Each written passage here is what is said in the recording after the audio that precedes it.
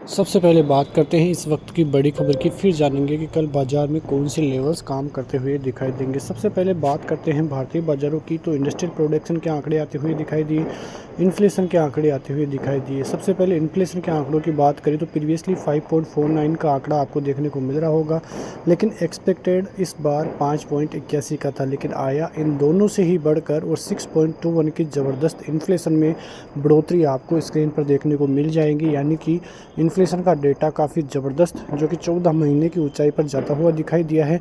उसके अलावा बात करें इंडस्ट्रियल प्रोडक्शन के आंकड़े, तो अनुमान तक 2.50 का, लेकिन आता हुआ दिखाई दिया है 3.10 का।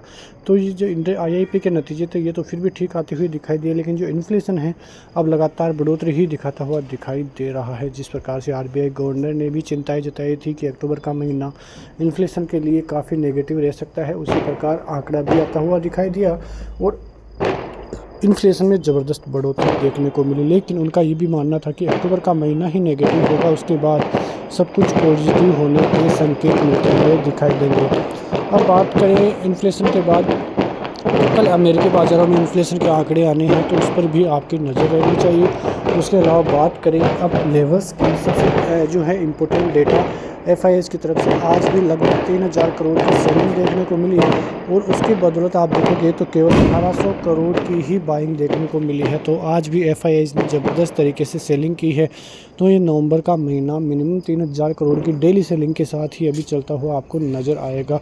तो अभी तक फिर से आज एक और बहुत बड़ा आंकड़ा सेलिंग का FIS की तरफ से आपको देखने को मिल जाएगा। अब बात करें लेवल्स की, तो सबसे पहले कल निफ्टी की बात करें तो निफ्टी यदि नीचे 800 का लेवल तोड़ता है तो आपको 735 और फिर नीचे की तरफ 650 और फिर 500 मान लीजिए आप, यानी कि 23,500 तक के आंकड़े कल आते हुए दिखाई दे सकते हैं। ऊपर की तरफ जब तक बाजार 24,000 के ऊपर नहीं निकलेगा तब तक बाज़ार में कोई कॉन्फिडेंस अभी तक तो देखने को नहीं मिल रहा है। जब भी बाज़ार ऊपर जाएगा तो ऊपरी स्तरों से फिर से सेलिंग का आंकड़ा ही देखने को मिलेगा, क्योंकि ज़बरदस्त तरीके से कॉल राइटर्स अब 24,900, 23,900 और 24,000 पर पहुंचते हुए दिखाई दे हैं। बैंक निफ्टी की बात करें तो बैंक निफ्टी में अहम सपोर्ट जोन 51,000 का है।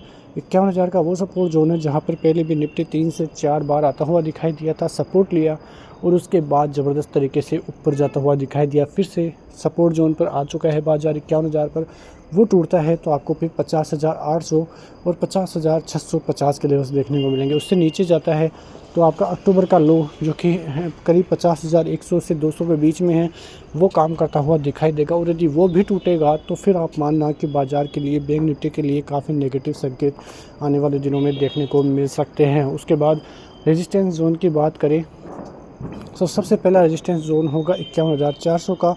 51,400 पार करते ही 650 और फिर 51,800, ये 3 लेवल्स रेजिस्टेंस जोन होंगे। तो इन लेवल्स को आप ध्यान में रखिए, काफ़ी अहम और इम्पोर्टेंट लेवल आपके लिए ये काम करते हुए दिखाई दे सकते हैं। फिलहाल अमेरिकी बाज़ारों से पॉजिटिव संकेत ही देखने को मिल रहे हैं। वहाँ पे बाज़ार चालू होने के बाद ज़्यादा कुछ नहीं मिले जुले संकेत ही अमेरिकी बाज़ारों से अभी आपको देखने को मिल जाएंगे।